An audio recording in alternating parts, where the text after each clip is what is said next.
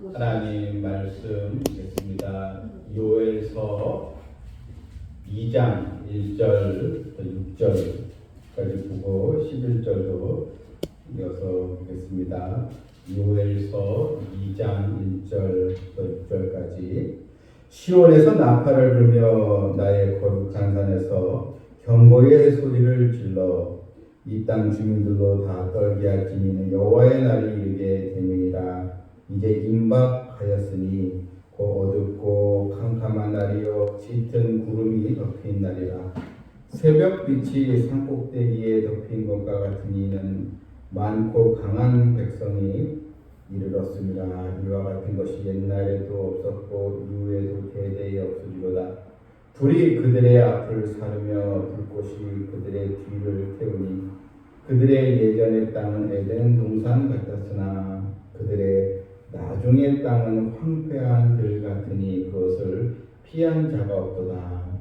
그의 모양은 말 같고 그 달리는 것은 기병 같으며 그들의 산 꼭대기에서 뛰는 소리는 병거 소리와도 같고 불꽃이 건물을 사르는 소리와도 같으며 강한 군사가 줄을 버리고 싸우는 것 같으니 그 앞에서 백성들이 질리고 무리의 낯빛이 하얘졌도다. 11절입니다. 여호와께서 그의 군대 앞에서 소리를 지르시고 그의 진영은 심히 크고 그의 명령을 행하는 자는 강하니 여호와의 날이 크고 심히 두렵도다. 당할 자가 누구이랴. 아멘. 요엘서 2장에 크고 두려운 여호와의 날. 여호와의 날은 어떤 날입니까? 하나님의 심판이 찾아오고 이제 큰 재앙이 닥치는 그런 환란을 이제 말하고 있습니다. 왜 여호와의 날이 두렵고 또 무서운 또 이유, 또 우리에게 여호와의 날이 우리가 꼭 경각심을 가지고 여호와의 그런 날이 우리에게 또 찾아오지 않도록 깨어서 기도해야 할 이유가 무엇입니까? 바로 하나님께 불순종하게 되면 하나님의 말씀을 거역하고 하나님을 또 대적하고 또한 위선된 그런 신앙으로 나아간다면 하나님의 채찍 또 하나님의 형벌이 우리에게 있다는 것입니다. 하나님은 자비로우시고 긍휼이 많으시고 사랑이 많으신 아버지시지만 또 하나님은 공의의 하나님이십니다. 오늘날 이 현대인들은 사랑의 하나님만 자꾸 찾고 있지 공의의 하나님에 대해서는 관심이 없고 그냥 하나님 무조건 우리를 감싸주시고 우리에게 복 주시고 늘 우리에게 잘했다 우리에게 칭찬해 주시는 그런 아버지로만 보지 잘못된 길을 왔을 때 우리에게 강한 채찍을 또 치시고 우리에게 형벌을 내리시고 그런 공의의 하나님에 대해서는 잘 믿으려고 하지 않고 그런 또 메시지는 들으려고 하지 않는다는 것입니다. 우리는 성경을 바로 알고 바른 믿음을 가져야겠습니다. 요엘서는 하나님께서 요엘 이 선지자에게 주신 또 말씀인데 대상은 이제 남유다 족속에 향한 하나님의 이 경고의 말씀입니다. 하나님의 심판이 임하게 된다 하는 예표로 어떤 재난이 왔습니까? 거대한 메뚜기 떼의 재앙. 1장부터 2장에도 계속 이제 메뚜기 재앙에 대한 이 말씀이 이제 나옵니다. 이 메뚜기 재앙은 결국 이 나라가 바벨론에서 완전히 이제 망하게 되는 것을 하나의 예표로 나오는 이런 재앙입니다. 그래서 메뚜기 떼의 재난을 그냥 자연 재난 이렇게를 봐서는 안 되고 분명히 메뚜기 떼를 주도하신 분 누구입니까? 하나님이시거든요. 하나님께서 경고의 말씀을 주시고 또한 시청각적으로 너희들이 불신앙이 별로 없기 때문에 이런 재앙이 왔다. 그래서 이 메뚜기 때의 이런 재앙에 대해서 성경은 언급을 하고 있는 것입니다. 본문 1절에 보게 되면 시온에서 나팔을 불며 나의 거룩한 하늘에서 경고의 소리를 질러. 여러분, 이 나팔을 분다는 거, 대부분 여러분 옛날에는 전쟁할 때 나팔을 불면서 전쟁이 개시되지 않습니까? 이 나팔이라는 것은 바로 하나님의 이 심판이 찾아온다는 그런 신호입니다. 이 나팔이란 외적의 침입을 알릴 때 주로 사용되었지만 왜 하나님께 나팔을 불라셨는가? 여호와의 날, 바로 하나님의 심판의 날이 곧 임박했다. 그것을 이제 알려주는 바로 신호이기 때문입니다. 오늘날 우리 성도들은 하나님의 말씀을 가지고 또 때로는 경고의 나팔을 우리가 또 부는 그런 믿음도 우리 가져야 합니다. 그냥 교회 나오세요. 예수님 믿고 행복하게 사세요.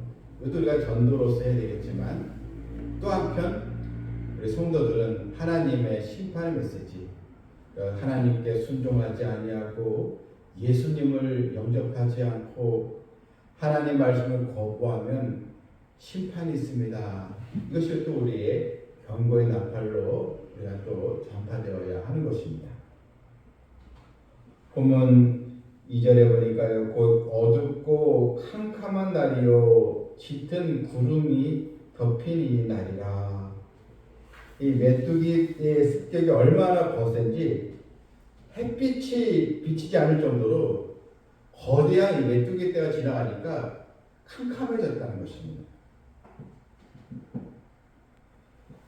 이 중동 지역의 이 메뚜기 떼에 오게 되면 오늘날에도 약간 한평 남짓에 약간 300에서 1000마리 정도의 이 밀도로 이게 거대한 떼를 이루어서 이게 한번 날아가면 수십 킬로미터 날아간다는 것입니다. 그러니까 얼마나 크냐면 한번 거대한 떼가 되면 떼로 날아가게 되면 그럼 이 고양시 전체가 다 캄캄해지는 거예요. 그만큼 아주 셀 수 없을 정도로 거대한 무리를 져서 습격을 하게 되는 것입니다. 그러니 거기에 농산물은 나만한 게 없는 것입니다. 오늘날도 이 중동 사람들은 기근도 큰 재난이고 또 곡식이 다 말라 비틀어져서 그것도 재난이고 한번 갑자기 또 비가 와서 그것도 재난이지만 가장 두려운 재난이 메뚜기 떼의 습격이라고 합니다. 오늘날에도 저 북동부 아프리카 지역부터 해가지고 중동 지역까지 요즘은 또 한때는 미국에도요 거대한 메뚜기 떼가 휩쓸어간 적이 있다고 합니다. 그걸 가장 농부들을 두려워한다는 것입니다.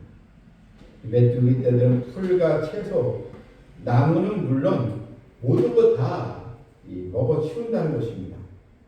메뚜기 떼가 지나면 아예 그 자리는 황량한 사막과 같은 모습이 되는 것입니다. 한번 거대한 산불이 지나가면 우리 나만하는 먹는 것처럼 거의 비슷한 현상으로 나만하는 게 없다는 것입니다.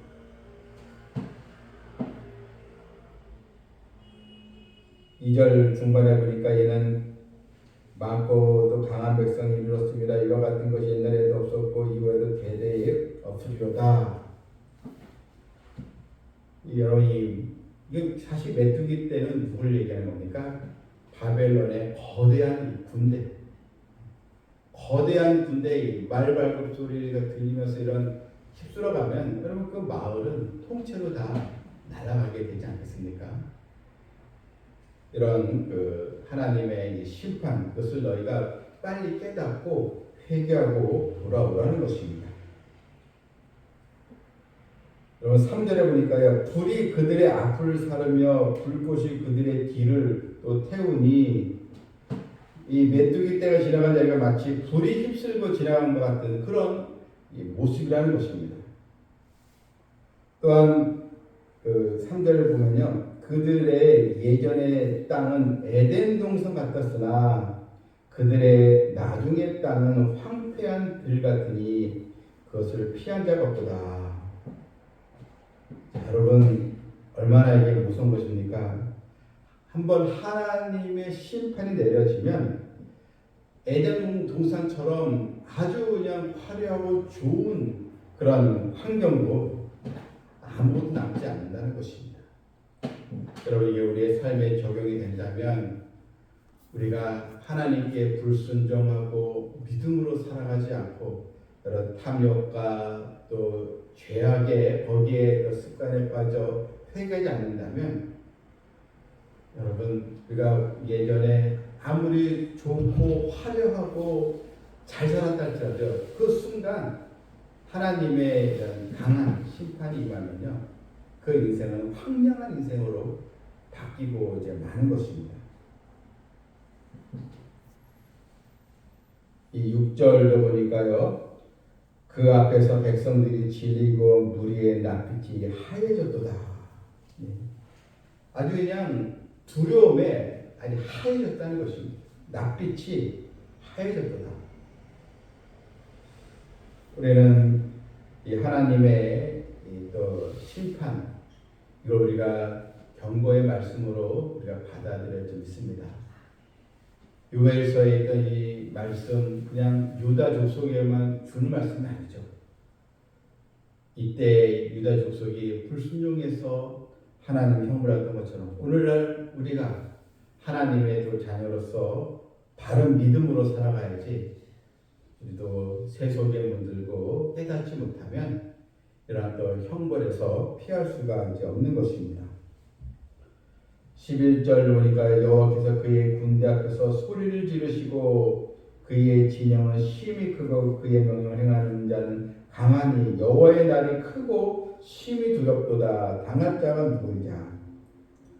여러분 이런 재난의 주도 누가 십니까? 다 하나님께서 명령하신 것입니다. 다 하나님의 그런 주권 아래에 있는 것입니다. 우리는 이 크고 두려운 이 재앙, 결국 최종적으로는 예수님이 이 땅에 오실 때 이 세상의 최후의 그런 심판을 또 예표하는 것입니다. 우리는 이 세 가지 심판을 볼 수 있거든요. 첫 번째는 1차적으로 메뚜기의 심판. 그래서 유다 족속에 남아난 것 없잖아요. 그러면서 이 심판의 예표가 이제 바벨론 나라가 망하는 그런 심판으로 이제 확대되지 않습니까? 바벨론에 망했으니 뭐 예루살렘도 완전히 획파되고 다 유럽까지 다 포로로 잡혀가고 완전히 나라가 쑥대밭되지 않겠습니까? 이것이 이제 최종적으로 최후의 심판. 주님께 이 땅에 오실 때 이런 최종 심판이 임하게 되면 여러분 이 우리가 사는 이곳은요. 이 아무리 아름다운 뭐 세계랄지라도 아주 좋은 정말 천국 같은 여행지랄지라도 다 모든 게 다 쑥대밭이 되고 남는 것이 없는 그런 하나님의 심판이 행해지게 되는 것입니다. 우리는 여호와의 날에 대해서 우리 하나님의 이 백성들에게는 이 여호와의 날이 우리에게 하나님께서 우리를 또 구원하시고 응답해 주시는 그런 축복의 또 날이 되어야겠습니다. 또한 여호와의 날은 불신앙과 불순종의 세력에게는 하나님의 준엄한 심판의 날이 되는 것입니다. 그래서 구원과 심판 이것이 여러분 다 여기에 포함이 되어 있는 것입니다. 주를 경외하고 믿음으로 사는 백성은 여호와의 날에서 하나님께 우리가 건짐을 받게 되는 것입니다. 우리는 지금 이 시대를 살아가면서 우리 또한 여호와의 날 하나님의 심판이 임박한 때에 우리 살고 있다는 것을 알아야겠습니다. 지구질환은 모든 이 재앙과 이런 재난들 단순한 사람의 이런 실수나 기후 재난으로 보지 말고 우리는 더 분별력을 가지고 하나님의 이런 경고의 나팔로 우리가 또 깨닫는 그런 지혜도 있어야 될 줄 이제 믿습니다. 또 우리가 개인에게도 여러 어려움이 또 있을 때 지금도 기도해야 되겠구나, 영적으로도 내가 긴장해야 되겠구나, 이런 믿음도 가져야 될 줄 이제 믿습니다. 그래서 깨닫지 못하면 결국 하나님의 심판이, 하나님의 형벌이 임하게 되면 이 성경은 아무것도 남는 것이 없다, 이것을 우리에게 알려주고 있는 것입니다. 여호와의 날, 그것은 바로 하나님께서 사실 진두지휘하시는 그런 날입니다. 우리는 하나님의 또 깨어있는, 또 하나님께 또 사랑받고 인정받는 하나님의 은혜를 입는 또 백성이 되어서 하나님의 이 때를 우리가 또 분별력을 가지고 다 깨닫고, 그래서 우리의 또 신앙이 우리 하나님께 온전히 또 바쳐져서 하나님을 향한 우리의 또 열정과 섬김의 신앙이 더 타오를 수 있도록 세속을 따라가지 말고 세상 풍조에 더 휩쓸리지 말고, 또 여러 유혹의 손길과 또 불신앙과 여러 우상 문화, 탐욕 문화에 거기에 빠지지 말고 항상 하나님 앞에 준비되어 있는 그런 인생, 주님을 또 맞이할 수 있는 그런 자세, 그런 믿음으로 나아가는 성도 되기를 주님의 이름으로 축원합니다. 아멘.